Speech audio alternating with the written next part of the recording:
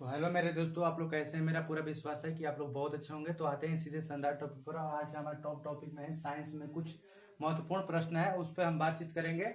और बातचीत के माध्यम से हम लोग इस सवाल को भी अध्ययन करेंगे और क्या है क्या नहीं है इसको भी हम समझेंगे। तो पहला सवाल है, ठीक है, पहला सवाल पढ़ते हैं। मूलांकुर से विकसित होने वाली जड़ क्या कहलाती है, यानी जड़ें क्या कहलाती है।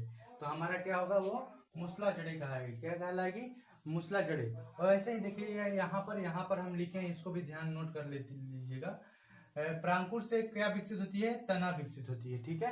अंडाशय से क्या विकसित होती है? फल विकसित होती है। उसके बाद बीजांड से, ठीक है, बीजांड से क्या विकसित होती है? बीज विकसित होती है। तो ये हमारा महत्वपूर्ण टॉपिक रहा।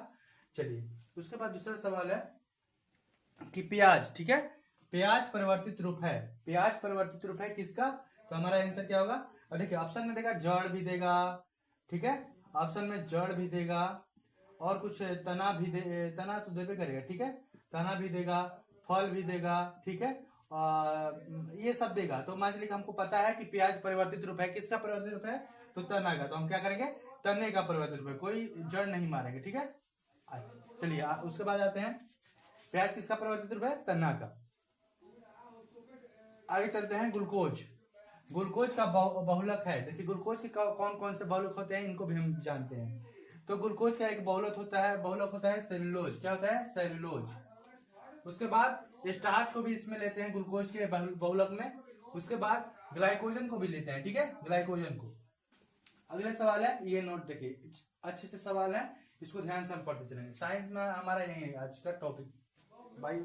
आज हमारा सवाल है संगमरमर। संगमरमर आप लोग तो देखे ही होंगे, संगमरमर देखे होंगे।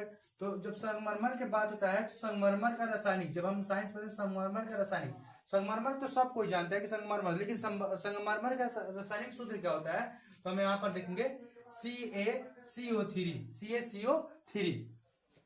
अगला है कोको कोला। कोको कोला तो आप लोग सब लोग पिए होंगे, ठीक है, ये हमारा पूरा विश्वास है कि आप लोग पिए होंगे। तो यहाँ पर कोको कोला है, ठीक है। कोको कोला का खट्टा, देखिए जब हम कोको कोला पीते हैं तो खट्टा स्वाद उसमें आता है, मीठा तो नहीं आता है। तो कह रहा है कोको कोला का खट्टा स्वाद किसके अस्तित्व के कारण होता है, ठीक है, किसके अस्तित्व के कारण होता है? तो वो होगा फास्फोरिक एसिड, यानी फास्फोरिक अम्ल के कारण। चलिए, उसके बाद है विद्युत चुंबकीय का खोज किसने किया था? विद्युत चुंबकीय का खोज किसने किया था? तो हमारा आंसर क्या होगा? मैक्सवेल ने। किसने? मैक्सवेल ने। उसके बाद है नाइट्रोजन, ठीक है, नाइट्रोजन। नाइट्रोजन का खोज किसने किया था? तो डैनियल रदरफोर्ड। यहाँ पर देखिए रदरफोर्ड, ये इनका पूरा नाम हम लिख दिया है, डैनियल रदरफोर्ड। तो हम क्या लिखेंगे यहाँ पर? नाइट्रोजन का खोज किसने किया था? तो रदरफोर्ड, यानी डैनियल रदरफोर्ड। उसके बाद देखिए वो यहाँ पर भी देखिए ऑक्सीजन, ठीक है, ऑक्सीजन। ऑक्सीजन का खोज किसने किया था? ऑक्सीजन का खोज हमारे सीले साहब ने किए थे। कौन किए थे? सीले साहब ने। और एक और खोज किए थे, क्लोरीन का भी, क्लोरीन का भी खोज किए थे। ध्यान में रखिएगा इसको, किसका खोज किए थे? क्लोरीन का भी खोज किए थे, इनके अंतर्गत आता है। लेकिन सीले में ऑक्सीजन नहीं आते हैं, लेकिन ये भी खोज किए थे, ये भी। और एक मैग्नीज भी होता है, मैग्नीज भी वो खोज किए थे।